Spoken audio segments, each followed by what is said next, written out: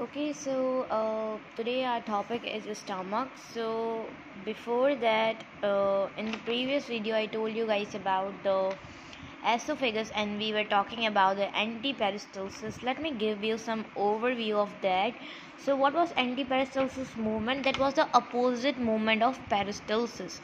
In what sense? It means that in peristalsis, the food was moving downward, but in antiperistalsis, as you guys all know, the lower sphincter, you can say that the cardiac sphincter got contract in actually. Okay, when the food is coming down, so it got relaxed. And antiperistalsis occur when the cardiac sphincter got relaxed. If it got relaxed, the food will move upward. So that is what the antiperistalsis movement, and through this the vomiting starts. But as you guys all know, the cardiac sphincter got relaxed usually, but it contract because the acidic material of stomach cannot come at esophagus side. Okay, if the acidic material will be moving the posteriorly, so it become the heart burning, or you can say the vomiting can start, or you can say that the acidic material can come, and you can say that esophagus, so the heart burning can start. So that was antiperistalsis. Now let's move towards the stomach. So what is stomach in actually? Stomach is a gel shape, like muscular organ. Okay, it is like that.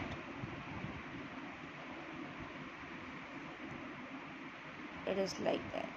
Okay, so it is a muscular pouch like structure, and it is having a J shape like structure like this.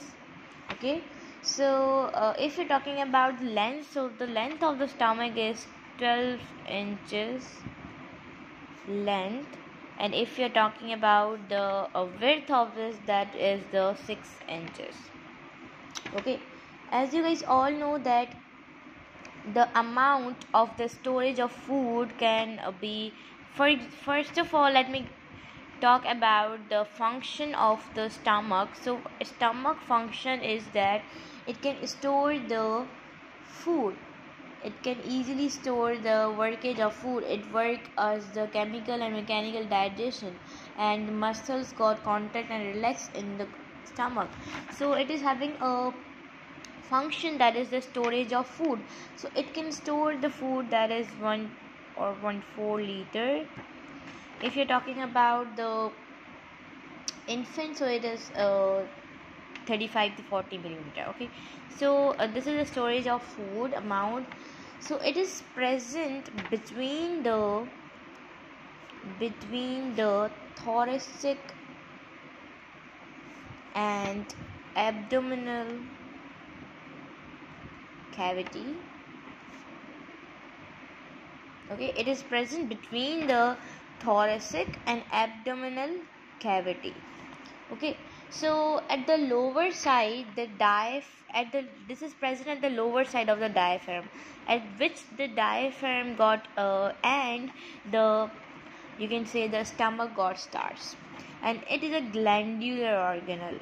It is a organ. It is a glandular organ or muscular organ. What does it mean? It means that the glandular organ is having a muscles layer that work as gland, and glands, it is a gland. What does it mean? It means that they secrete the chemical, and that chemical is, you can say, that is the hormones. Okay, so it work as a secretion of the chemicals as well. Okay, so if you're talking about the muscular, so what does it mean? It means that this is working as a contraction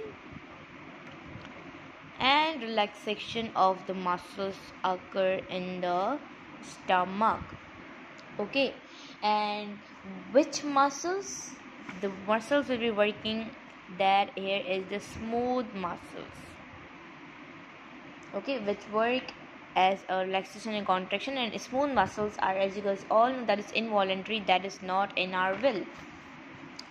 In stomach, the mechanical as well as the chemical digestion occur. What does it mean? It means that mechanical, as you guys all know, that means that the churning, crushing of the food because of the muscles and stomach, you can say that. So what does it mean? It means the churning, grinding process or crushing of the food occurs in the mechanical digestion, churning and grinding. If you're talking about the chemicals, so what does it mean? It means that the secretion of the chemicals. Secretion of chemicals. It means that it secretes the chemical that can be hormones, that can be mucus. Okay, so as you guys all know, here the turning and the grinding will occur by the muscles, that is the smooth muscles. Smooth muscles. Okay, so they are having a layer that is mucosa, that will also work as a chemical secretion. Okay, in esophagus, as you guys all know, no grinding, no churning occur, but it was having a work of passage of the food. It is having, above that it is having a esophagus. Okay, so it is after esophagus there is a stomach. So as you guys all know, the esophagus was having a word of the passaging of the food. Okay, or you can say that because of the peristalsis movement, no crushing and grinding was occurring in the esophagus, but in stomach the churning and grinding will occur. Okay, so the softening will be occur in the stomach because of the mucus. Okay, what is the function? I told you that it is having a function of the storage of food. So if you're talking about the storage of food in stomach, so if you're talking about the carbohydrates, okay, if you're talking about the carbs, so that is having a 1 to 2 hours, okay, that can stay in stomach. If you're talking about the protein, so protein is having a work that is 4 to 5 hours. Okay, if you're talking about fat, so fats take much time. So the fat takes much time. It is 2 to 5 hour, 4 to 5 hour, as you guys can see, but the last is 5 hour. The fat is having a more, you can say that it cannot digest easily in the stomach, so it digests in the intestine, and protein start digesting in the stomach. So what does it mean? It means that the fat is having a thick layer, that's why it cannot digest in the stomach, digest in the intestine, but the storage of the fat in the stomach, that is the 6 to 8 hours. 6 to 8 hours, 4 to 6 hours, as you can see that. Okay, now let's talk about, this was the introduction of the stomach. Now let's talk about the structure of the stomach. Okay, so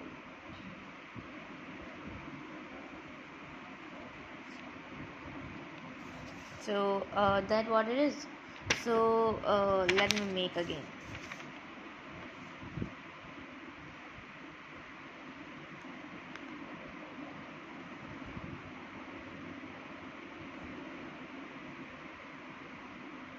Okay, so if you're talking about this, so here, as you guys all know, there was the sphincter, that was the cardiac sphincter.